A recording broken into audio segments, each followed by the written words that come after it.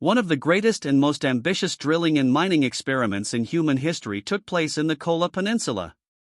A drilling project started that would go on to reach farther down into the Earth's crust than any other in history, setting a Guinness World Record that still stands today. Even now, over 20 years since the cessation of all drilling activities at the borehole, which has since been welded shut, it is remembered as a grand science project that brought about great scientific discoveries, as well as rumors, myths, and legends of the type that wouldn't be out of place in a modern horror movie. In its prime, the superstructure built around the rig on the Kola Peninsula was 20 stories high, and over the time of its operation, it hosted over 3,000 workers operating in shifts. Teams permitted to operate in or around the rig comprised leading geologists with specialized knowledge, not only of how to operate a large drill but also of what might be found below the surface. All of the workers lived in the tundra, 6 miles away from the nearest village, and when daylight gave way to darkness, the drilling project began. The immediate success of the project was almost unusual. There were no initial problems, and the drills continued to bore into the earth, ultimately reaching a distance of over 7 miles. It was the most significant scientific achievement since the Americans had successfully placed a man on the moon. However, some claimed that drilling the hole would open up a portal to hell, allowing demons to escape into the world. These rumors grew louder when work on the project was temporarily halted in 1983. Legends say that even though the temperature on the ground shouldn't have exceeded 392 degrees Fahrenheit, the temperature recorded at the end of the drill actually reached over 1,500 degrees. Allegedly, a microphone was placed at the end of the drill, capturing the screams of tormented souls deep in the pits of Hades. These screams were relayed to observers on the surface, who became traumatized by what they heard. An atmosphere of deep fear and anxiety gripped the rig, and work suddenly had to be shut down without warning. At least, that's the story. A recording was even claimed to have come from the Kola borehole, allegedly from a microphone lowered into the well, leaving people to listen and judge for themselves. Initially, not many people believed the rumors, and the drill was set back into operation. However, in 1992, digging at the Kola borehole stopped forever. At its deepest point, the temperature at the bottom of the hole was 350 degrees Fahrenheit. Scientists had been expecting a maximum temperature of 200 degrees. Nobody, including project head David Guberman, could explain why there was such a significantly higher temperature than anticipated. Those in charge concluded that it would be unsafe to continue operations, so they stopped. To this day, Guberman keeps the myths and legends about the borehole alive. He takes tourists to the site of the abandoned drill, telling them the tale of how foolish scientists drilled a hole to the underworld and released ghosts and demons from below. It's an entertaining tour that helps Guberman pay his bills, but it isn't actually what happened. The story about the borehole opening a portal to hell was originally an April Fool's joke by Finnish journalists. They had intended it to be a funny story, but something got lost in translation. American newspapers reprinted it as fact, and before anyone had the chance to fact-check, the story spread worldwide, making the Kola Superdeep Borehole infamous as a haunted mine. In reality, what happened at Kola and the achievements of the scientists there are far more interesting than any myth or legend. This was an entirely new scientific endeavor, involving drilling to depths nobody had attempted before. Geologists had to battle unimaginable pressure, extreme temperatures, and resistant rock, yet they pressed on, determined to reach their goal of going deeper into the Earth's crust than anyone before. By 1979, they had broken the world record previously held by the Bertha Rogers hole in the USA. By 1983, the drill had passed the 7.45-mile mark, and it was time to celebrate. Moscow announced the project's success, and scientists and dignitaries from around the world were invited to witness the results firsthand.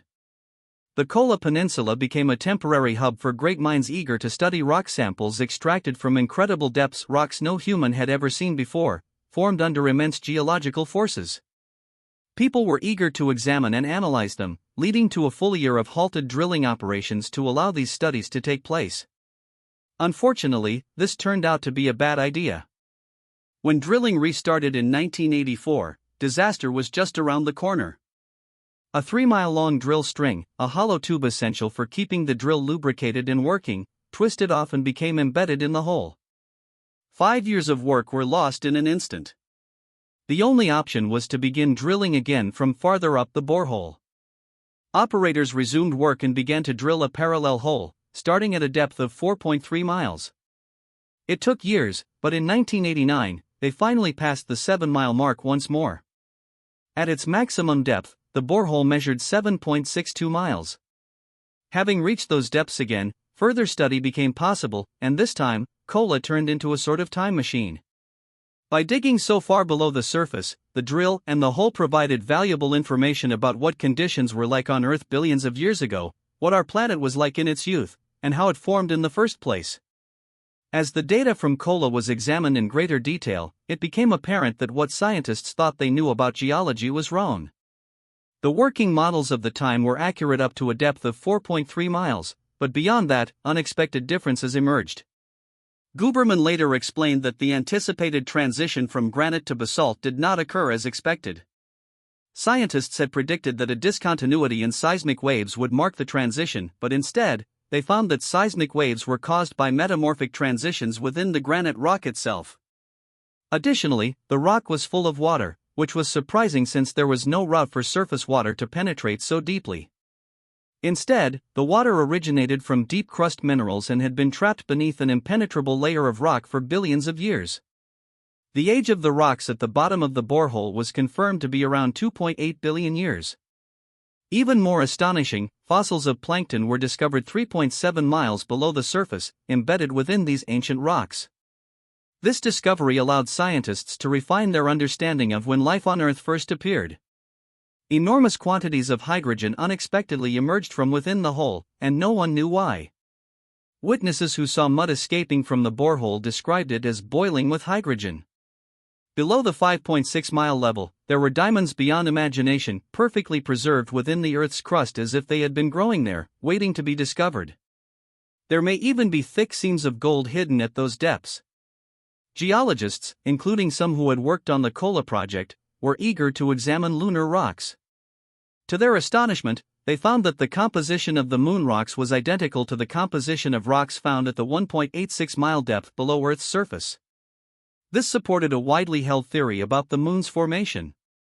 Scientists had long believed that billions of years ago, Earth was struck by an asteroid or celestial body with such force that a chunk of the planet broke away, eventually forming the moon. Over eons, both Earth and its new moon regained their spherical shape. Could it be that the portion of Earth that was blasted away came from the region of the Kola Peninsula? This would explain the striking similarities in rock composition. So why was the Kola Superdeep Borehole ultimately abandoned? The extreme temperatures made further drilling nearly impossible, but could they have tried a different type of drill or dug another hole? Perhaps, but there seemed to be little point. All of the original scientific objectives had been achieved. One of the key reasons the Kola project was undertaken was to test the capabilities of advanced drilling equipment under extreme conditions. Those tests had been successfully completed, proving that Soviet drilling capabilities had reached new heights. Additionally, there were no more rock samples to collect. Everything geologists were likely to find had already been extracted, catalogued, and safely stored. Kola had been thoroughly investigated, revealing much about Earth's history and the events it had endured over billions of years. With no new funding allocated for further work, the staff packed up and returned home. Today, the building that once housed the drill remains standing in the middle of nowhere, a massive structure that is still talked about in near mythical terms. However, it no longer serves any purpose. Occasionally, David Guberman can still be found there, leading tour groups to the place where he once worked. Perhaps it's best to leave the final word to Guberman himself, who always believed that work on the borehole ended too soon and that there were still secrets waiting to be uncovered. In his own words, he said, "We have the deepest hole in the world, so we should use it."